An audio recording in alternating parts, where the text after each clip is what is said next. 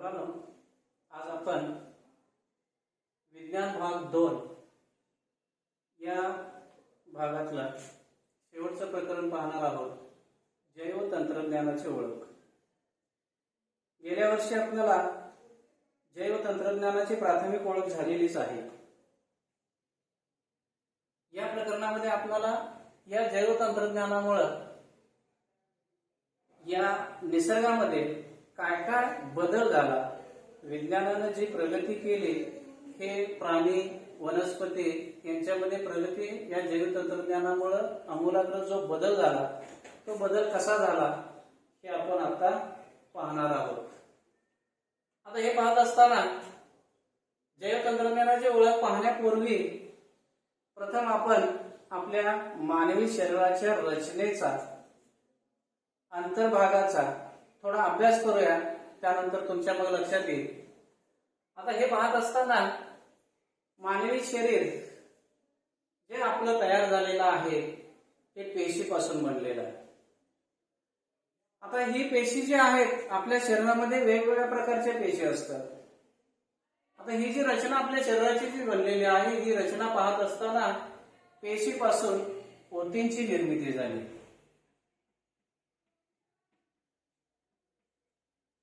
आता नेमकं ऊती म्हणजे काय? तर आपल्या शरीरामध्ये अशा पेशींचा समूह, जी समान कार्य करणाऱ्या पेशी जर एकत्र आल्या, त्यांचा समूह तयार झाला, तर त्यांना ऊती असं म्हटलं जातं. अशा आपल्या शरीरामध्ये ऊतींची निर्मिती झाली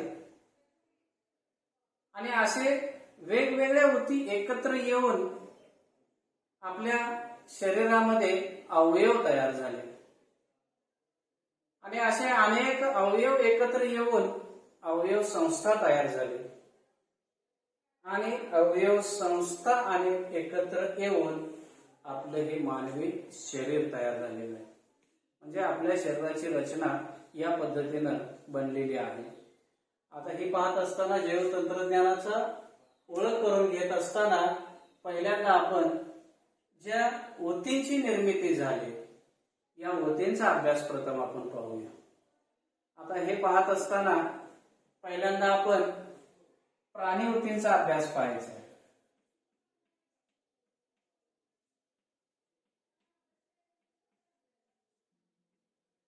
आता प्राण्यांच्या मध्ये ज्या ऊती आढळतात, या ऊती दोन प्रकारच्या आहेत. एक सरळ ऊती आणि दुसरं जटिल ऊती.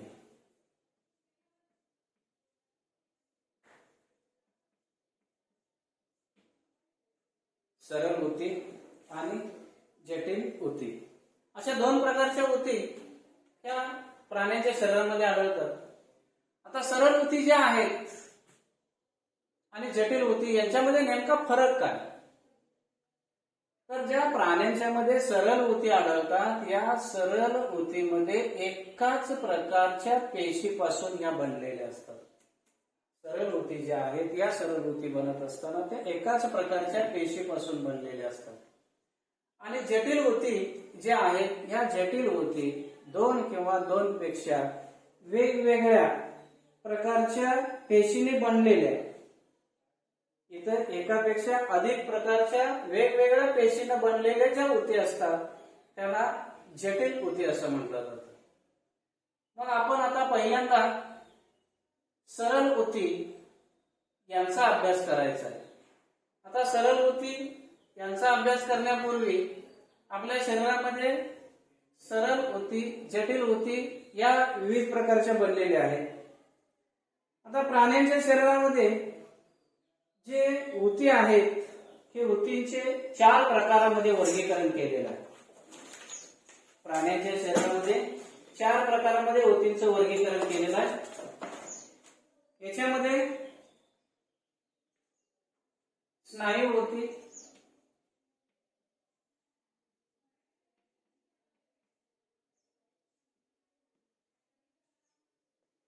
बघा, संयोजी ऊती,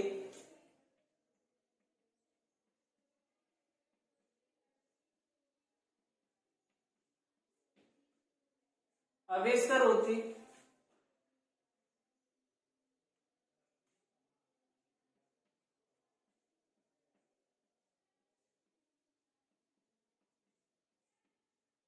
अभिस्तर ऊती आणि चेता ऊती.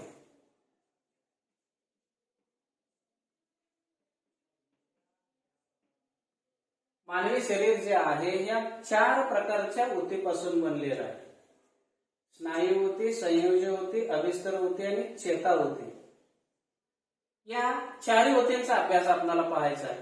आता हे पाहत असताना प्रथम आपण अभिस्तर ऊती ज्या आहेत या अभिस्तर ऊतींचा अभ्यास करायचा आहे. आता अभिस्तर ऊतींचा अभ्यास करत असताना आपण ही आकृती बघा.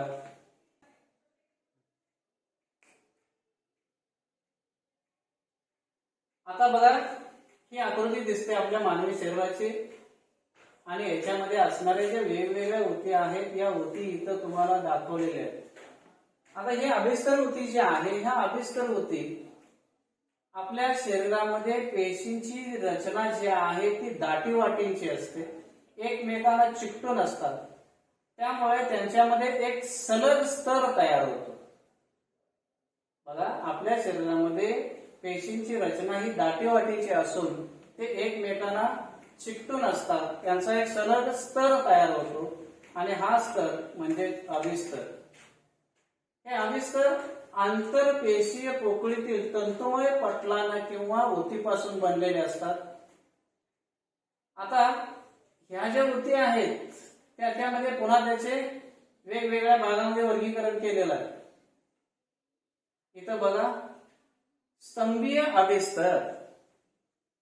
आता स्तंभीय अभिस्तर पाहत असताना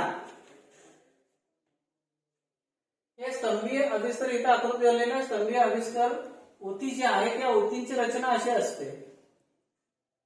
आता हे स्तंभीय अभिस्तर ऊती आपल्या शरीरामध्ये कोणकोणत्या ठिकाणी आढळतात तर त्याच्यामध्ये एक आपल्या आतड्याचा आतला स्तर,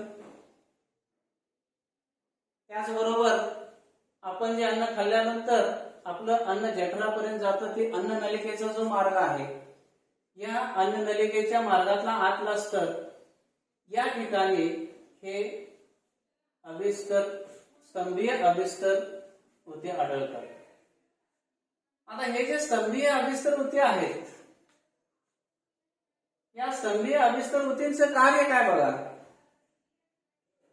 तर या स्तंभीय अभिस्तर ऊतीचं कार्य आहे आपल्या शरीरामध्ये अन्न पचनासाठी वेगवेगळे जे संप्रेरक स्रवले जातात, पाचक रस जे तयार होतं हे पाचक रस स्रवण्यास मदत करण्याचं काम हे या स्तंभीय अभिस्तर ऊतीचं आहे. दुसरं काम आहे आपण जे अन्न खातो ते अन्न खाल्ल्यानंतर त्याचं पूर्ण पचन झालेलं असतं आणि हे अन्न लहान आतड्यामध्ये ज्यावेळी जमा होतं त्याच्यामध्ये पोषण द्रव्य जे आहेत या पोषण द्रव्यांचं शोषण करण्याचं काम हे स्तंभीय अभिस्तर ऊतीचं असतं. म्हणजे या पद्धतीनं स्तंभीय अभिस्तर ऊती आपल्या शरीरामध्ये आढळस्थान कुठं आहे, त्यांचं कार्य कुठं आहे हे तुम्ही नंतर तुमच्या वहीमध्ये ते लिहून काढायचं. दुसरं बघा घनामरूप अभिस्तर. या ज्या ऊती आहेत घनामरूप अभिस्तर ऊती ज्या आहेत त्या आपल्या शरीरामध्ये वृक्कनलिका त्याचबरोबर लाळ ग्रंथी आपल्या शरीरामध्ये जी आपण वृक्क बनतो म्हणजे उत्सर्जक पदार्थ जिथं या वृक्कामध्ये फिल्टर केलं जातं या वृक्काच्या नलिकेमध्ये आणि आपल्या शरीरामध्ये ज्या लाळ ग्रंथी आहेत या लाळ ग्रंथीमध्ये ज्या ऊती आढळतात ते घनामरूप अभिस्तर प्रकारच्या ऊती असतात. आता या ऊती ज्या आहेत यांचं कार्य काय तर आपल्या शरीरामध्ये वृक्कामध्ये फिल्टर झाल्यानंतर या मूत्राशयामध्ये जर पुन्हा आवश्यक घटक उपयुक्त घटक जे चुकून गेलेले असतात हे घटक उपयुक्त घटक हे पुन्हा शोषून घेण्याचं काम हे या ऊतींचं असतं. म्हणजे मूत्राशयामध्ये उपयुक्त घटक या मूत्रामध्ये जे गेलेले असतात त्यांचं शोषण करणे आणि आपल्या शरीरामध्ये जे लाळ स्रवण्याची क्रिया आहे ही लाळ स्रवण्यास मदत करण्याचं काम हे घनानुरूप आविष्कर ऊतीच आहे. या पद्धतीने हे आपल्या शरीरामध्ये काम करतात. पुढचा आहे स्तरित स्तंभीय आविष्कर. हे स्तंभीय आविष्कर आपण बघितलं त्याच पद्धतीने याचंही कार्य आहे. आता इथं एक दाखवलेला आहे बघा ऊतीचा प्रकार. हे स्तरित पट्टकी आविष्कर प्रकारची ऊती आहे. आता स्तरित पट्टकीय आविष्कर ऊती जी आहे त्याची रचना इथे दाखवल्या बघा. बारीक निरीक्षण करून कसं दिसतं. पेशी किती दाटे वाटेनं असतात. एकमेकांच्या मध्ये गॅप अत्यंत कमी आहे. या स्तंभीय पट्टकी आविष्कर ऊती ज्या आहेत या कुठे आढळतात तर आपली जी त्वचा आहे या त्वचेच्या बाह्य भागामध्ये आढळतात. या त्वचेच्या बाह्य भागात हे स्तरित पट्टकी ऊती असतात. यांचं काम आहे स्तरित पट्टकी आविष्कर ऊतीचं काम आहे आपल्या संपूर्ण शरीराला संरक्षण देण्याचं काम याचं आहे. परत आपले जे अवयवांची झीज आहे शरीरामध्ये होत असणारे जे अवयव आपले आहेत त्या अवयवांची झीज हे झीज रोखण्याचं काम हे स्तरित पट्टकी आविष्कर ऊतीचं असतं. पुन्हा सरळ पट्टकी आविष्कर ऊती. आता सरळ पट्टकी आविष्कर ऊती इथं दाखवलेला आहे बघा. याची रचना कशी आहे. त्याच्यामध्ये प्रत्येक पेशी एकमेकाला कसे जोडलेले आहे हे बघितल्यानंतर तुमच्या लक्षात येईल. या आढळस्थान आपल्या शरीरामध्ये कुठं आढळतात तर आपलं तोंड, अन्ननलिका, रक्तवाहिन्या, फुफ्फुसातील वायुकोश बघा. तोंड, अन्ननलिका, फुफ्फुस, रक्तवाहिन्या यांचा आतला जो अवयव आहे अंतर्भाग जो आहे आतील बाजू जी आहे ती आतील बाजू ही सरळ पट्टकी आविष्कर ऊतीपासून बनलेली असते. मग याचं कार्य काय तर ठराविक पदार्थाचं वहन करण्याचं काम या सरळ पट्टकी आविष्कर ऊतीचं असतं. आपल्या शरीरामध्ये ठराविक प्रकारच्या वहनाचं काम हे सरळ पट्टकी आविष्कर ऊती करत असतात. म्हणजे या पद्धतीनं आपल्या शरीरामध्ये ज्या सरळ ऊती आहेत आविष्कर ऊती आहेत त्याचे हे वेगवेगळे प्रकार हे आपल्या शरीरामध्ये वेगवेगळे कामं करतात. त्यांची रचना वेगळी आहे, त्यांचं स्थान वेगळं आहे. हे सगळं तुम्ही त्याचे नाव आणि कार्य तुमच्या वहीमध्ये लिहून काढायचं आहे. आता याच्यातला दुसऱ्या ऊतीचा प्रकार आपल्याला पाहायचा आहे तो म्हणजेच संयोजी ऊती. जटिल आणि हे जटिल प्रकारामध्ये येतात. संयोजी ऊती या ऊतींचा आपल्याला अभ्यास करायचा आहे. आता संयोजी ऊती पाहत असताना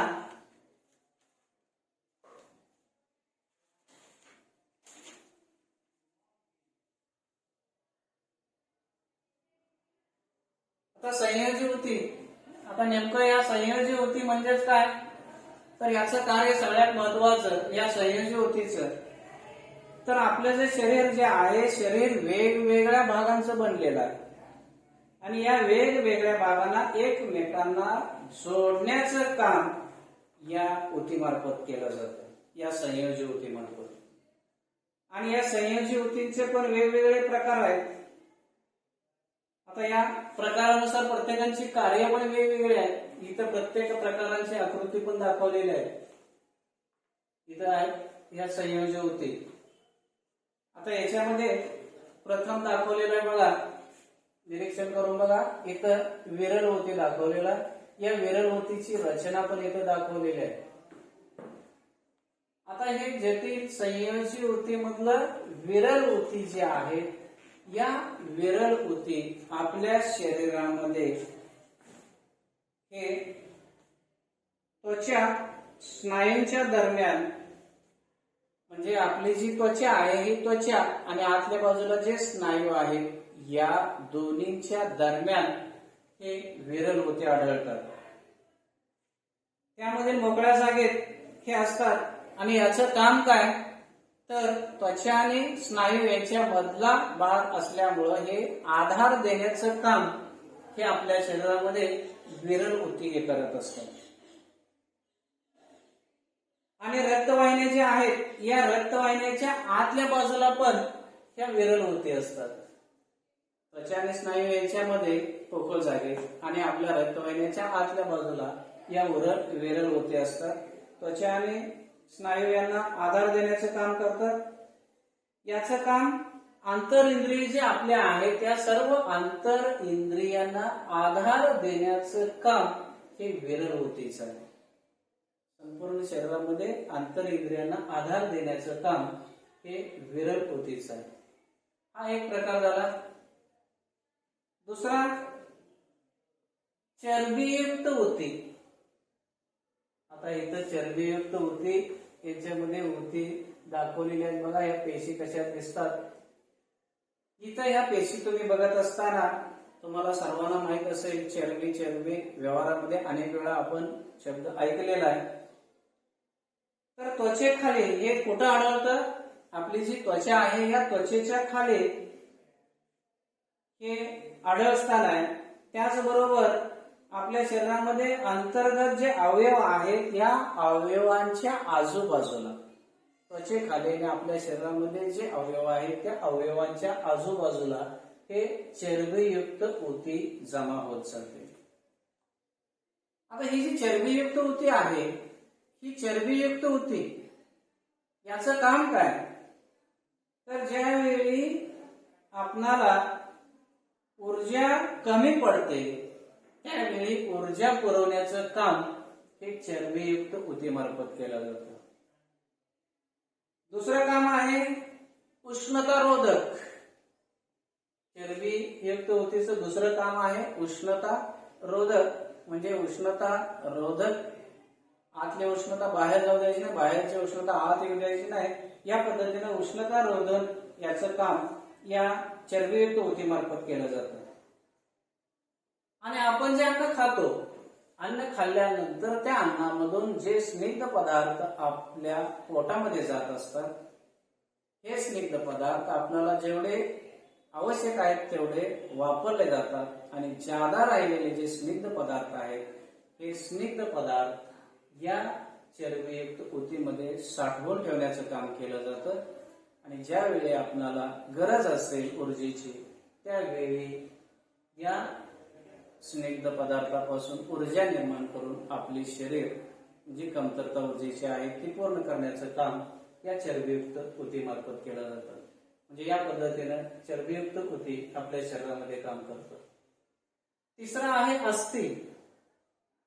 अस्थी म्हणजे तुम्ही ऐकून माहित असेल, आपण त्याला हाडं म्हणतो.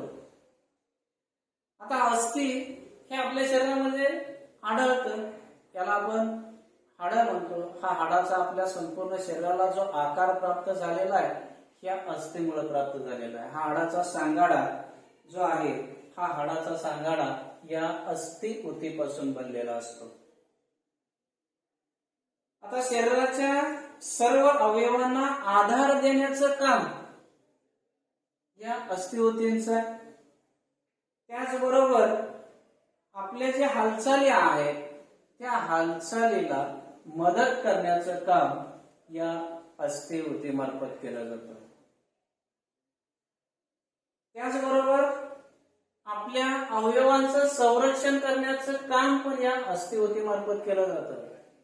बघा, आपलं जे हृदय आहे हे हृदय कुठं आहे, या छातीच्या बरगडीच्या आतल्या बाजूला. बरगडीच्या आतल्या बाजूला बसवण्याचा उद्देश काय असेल, तर वरती बरगड्यांचं आवरण आहे, आत आपलं हृदय आहे. म्हणजे वर्ण जरी आपल्या छातीवर आघात झाला तर तो आघात हा अस्थिऊती सहन करतो आणि आपल्या अंतर इंद्रियाला इजा पोहोचू देत नाही. म्हणजे या पद्धतीनं आपल्या शरीराचं संरक्षण करण्याचं काम या अस्थिमार्फत केलं जातं, अवयवांचं. पुन्हा बघा, इथं दाखवलेलं आहे हे अस्थिऊती झाले. आता हे कास्ती होती. आता अस्थि आणि कास्ती या दोन्हीमध्ये थोडा फरक आहे, हा जाणून घ्या. हे कास्ती होती म्हणजेच तुम्ही जर कान बघितला तर हे कान तुम्ही हलवू शकता, फिरवू शकता, पानाचा आकार आहे तसा राहतो. मग याच्यामध्ये जर हाडं असती तर असं कान वाकडं तिकडं झालं नसतं आणि पुन्हा आहे तसा आकार झाला नसता. मग हे कास्ती जे आहे हे नाक, कान, स्वरयंत्र आणि श्वसनामधील अवयवांचा आकार, श्वसन नलिका जी आहे ही श्वसन नलिका, नाक, कान, स्वरयंत्र आणि श्वसन नलिका ही जी आहे ही कास्ती ऊतीपासून बनलेली असते. आता ही जी कास्ती ऊती आहे याचं कार्य हाडाचे पृष्ठभाग गुळगुळीत करणे. बघा, कास्ती ऊतीचं काम काय आहे? हाडं जे आहेत आपले, हाडाचे पृष्ठभाग, दोन हाडं एकमेकांना जिथं जोडलेली असतात ती जर गुळगुळीत नसती तर एकमेकांना घासली असते आणि घासल्यानंतर आपल्याला हालचाल करायला त्रास झाला असता. म्हणजे हाडांचे जे पृष्ठभाग आहेत ते गुळगुळीत करण्याचं काम आणि अवयवांना आकार देण्याचं काम आणि आधार देण्याचं काम हे या कास्ती ऊतीचं आहे. म्हणजे हाडांचं पृष्ठभाग गुळगुळीत केल्यामुळं हालचाल जी आहे ही हालचाल सुयोग्यपणे त्रास न होता होऊ शकतं.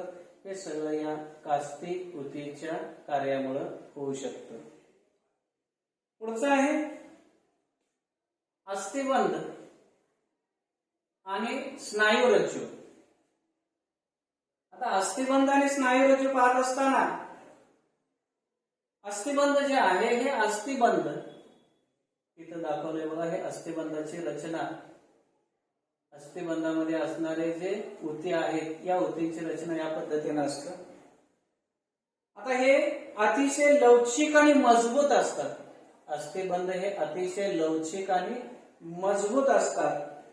याचं काम काय तर दोन हाडे एकमेकांना जोडण्याचं काम या अस्थिबंधामार्फत केलं जातं. आणि हे जोडण्यासाठी इतर लवचिक असणं गरजेचं आहे. आणि हे लवचिक असल्यामुळं आपण व्यवस्थित हालचाल करू शकतो. हे या अस्थिबंधाचं काम आहे. पुढचा आहे स्नायुरज्जू. इथं आता बोट दाखवलेली, त्या बोटांच्या प्रत्येक सांध्यामध्ये तुम्हाला इथं हे स्नायुरज्जूच्या ऊती दिसतात बघा. या स्नायुरज्जू जे आहेत हे तंतुमय आणि मजबूत असतात. तंतुमय आणि मजबूत असतात आणि आधार देण्याचे काम हे यापासून केलं जातं. स्नायूंना हाडाशी जोडणे, स्नायूंना हाडाशी जोडण्याचं काम हे स्नायुरज्जू करत असतात. दोन हाडे जोडण्याचं काम या पद्धतीनं हे अस्थिबंध आणि स्नायुरज्जू या ऊती आपल्या शरीरामध्ये काम करत असतात. आणि याच्यातला शेवटचा प्रकार आहे रक्तामधील पेशींचे प्रकार. रक्तामध्ये वेगवेगळ्या पेशी असतात. रक्त जे आपलं आहे ते रक्त सर्वांनी बघितलं असेल, लाल रक्त दिसतं. या रक्तामध्ये ज्या वेगवेगळ्या ऊती आहेत या संयोजी ऊती मधलेच हे जटिल ऊती रक्तातल्या ऊती असं रक्त ऊती असं म्हटलं जातं. याच्यामध्ये बघा लोहित रक्तकणिका असतात, श्वेत रक्तकणिका असतात, रक्तबिंबिका असतं, तसेच द्रवरूप आधारक या रक्तामध्ये असतो. आता याच्यामध्ये लोहित रक्तकणिका, लोहित रक्तकणिका बघा, तुम्ही एखादा आजारी पडल्यानंतर प्रथम तुमचं हिमोग्लोबिन चेक केलं जातं. हे हिमोग्लोबिन म्हणजे नेमकं काय असतं? या रक्तामध्ये तुमच्या असणारं लोहाचं प्रमाण किती आहे हे मोजलं जातं. आणि हे मोजल्यानंतर हे लक्षात येते की हे हिमोग्लोबिन ऑक्सिजनचं वहन करण्याचं काम करतं आणि आपल्या रक्ताला जो लाल रंग आलेला आहे या लोहित रक्तकणिकेमुळे आलेला आहे. आणि ऑक्सिजन आणि रक्तामधलं लोह हे योग्य प्रमाणात असेल तर आपलं कार्य शरीराचं व्यवस्थित चालतं. परत दुसरं आहे, ऑक्सिजन वाहून नेण्याचं काम ते करतात, पोषण द्रव्य वाहून नेण्याचं काम करतात, विविध संप्रेरक वाहून नेण्याचं काम हे रक्त करत असतं. त्याच्यामध्ये पुन्हा दुसरा जो पेशी आहे या रक्तामधला तो श्वेत रक्तकणिका. आता श्वेत रक्तकणिका म्हणजे ऐकून माहित असेल तुम्हाला, त्याला आपण पांढऱ्या पेशी असं म्हणतो. या पांढऱ्या पेशी आपल्या शरीराचं बाह्य रोग जंतूपासून संरक्षण करण्याचं काम करतात. याला आपल्या शरीराचं सशस्त्र सेना म्हटलं तरी पण चालेल. विविध संप्रेरक तयार करणे या रक्तबिंबिकेमध्ये केलं जातं आणि हे श्वेत रक्तकणिका बाह्य रोगजंतूवर आक्रमण करून आपल्या शरीराचं संक्रमण होण्याचं टाळलं जातं आणि शरीर सुरक्षित ठेवण्याचं काम हे या श्वेत रक्तकणिका करत असतात. म्हणजे या पद्धतीनं हे जे रक्त आहे हे रक्त ऑक्सिजन वाहून नेणे, पोषक द्रव्य वाहून नेणे, आपल्या शरीरामध्ये जी वेगवेगळी संप्रेरक तयार होतात ती संप्रेरक वाहून नेणे आणि सर्वात महत्वाचं आपल्या शरीरामध्ये जे उत्सर्जक घटक आहेत म्हणजे आपल्या शरीराला अनावश्यक घटक जे आपल्या शरीरामध्ये आहेत ते बाहेर टाकणं गरजेचं आहे. ते जर आत साचत गेले तर आपल्या शरीराला त्याचा धोका पोहोचू शकतो. असे उत्सर्जक घटक हे या रक्तामार्फत उत्सर्जक अवयवापर्यंत पोहोचवण्याचं काम हे रक्त करत असतं. म्हणजे या पद्धतीनं आपल्या शरीरामध्ये अभिस्तर ऊती आणि संयोजी ऊती हे कार्य करतात. हे त्यांचे वेगवेगळे प्रकार आहेत. हे वेगवेगळे सगळे प्रकार तुमच्या पुस्तकामध्ये दिलेले आहेत. हे प्रकार लिहा आणि त्यांचं कार्य तुमच्या वहीमध्ये लिहून काढायचं आहे. पुढच्या तासाला आपण स्नायू ऊती आणि चेता ऊती या दोन ऊतींचा अभ्यास करायचा आहे. म्हणजे आज तुमचं महत्वाचं काम अभिस्तर ऊती आणि संयोजी ऊती या प्रत्येक ऊतीचे प्रकार आणि त्यांचे कार्य हे सर्व तुमच्या वहीमध्ये लिहून काढायचं आहे. धन्यवाद.